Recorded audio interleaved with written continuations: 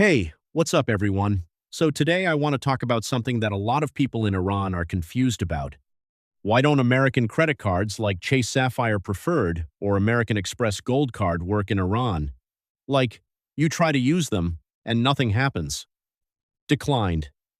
Every single time.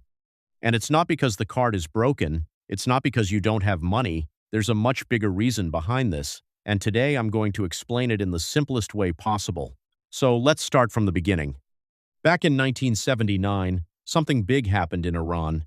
There was a revolution, and after that, the relationship between Iran and the United States completely fell apart. American diplomats were taken hostage in Tehran for 444 days. That was a huge deal, and because of that, the U.S. government started cutting ties with Iran.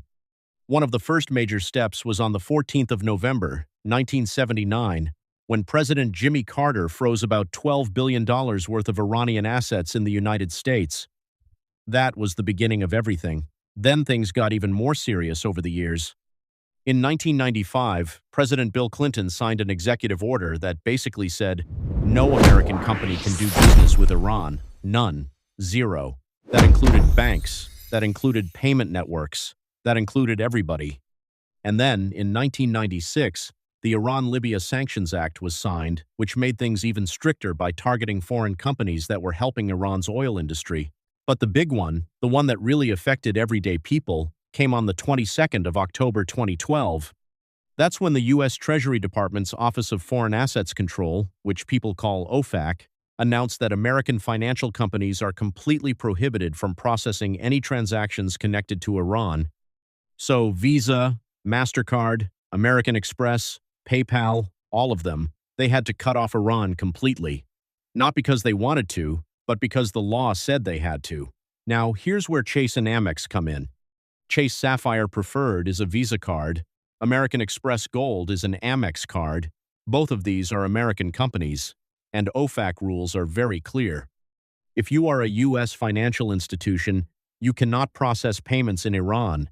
If you do, you can face billions of dollars in fines. So, of course, Chase and Amex are not going to risk that.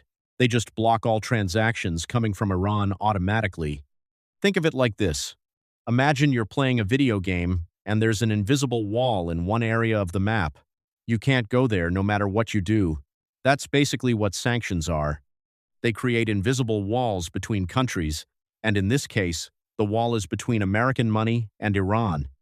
Now you might be thinking, okay, but what if someone is just visiting Iran? What if they're a tourist or they have family there?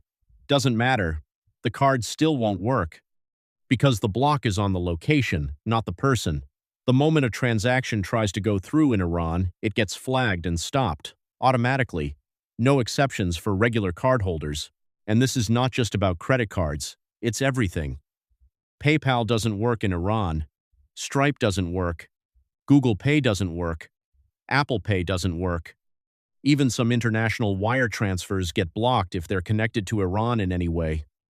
The sanctions are that wide.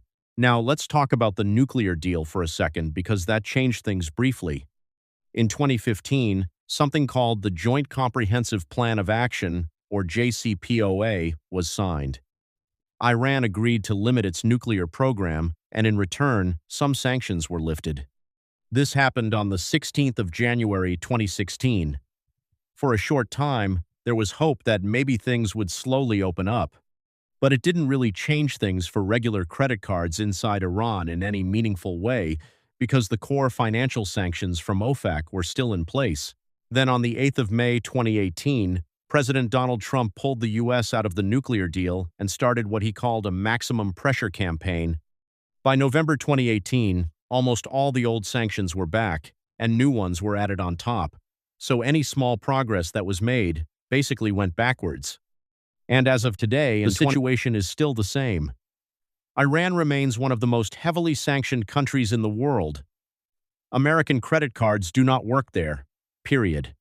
So, to sum it all up, Chase Sapphire Preferred and American Express Gold Card don't work in Iran because of U.S. government sanctions that go all the way back to 1979, got much stronger in 1995, became iron tight in 2012, and are still fully in effect today. These companies are not trying to be mean. They legally cannot process those payments. If they do, they get hit with massive fines from the US government. It's not personal, it's politics. And unfortunately, it's the regular people who feel it the most. If you found this helpful, drop a like and subscribe, because we break down complicated world topics in the simplest way possible. See you in the next one.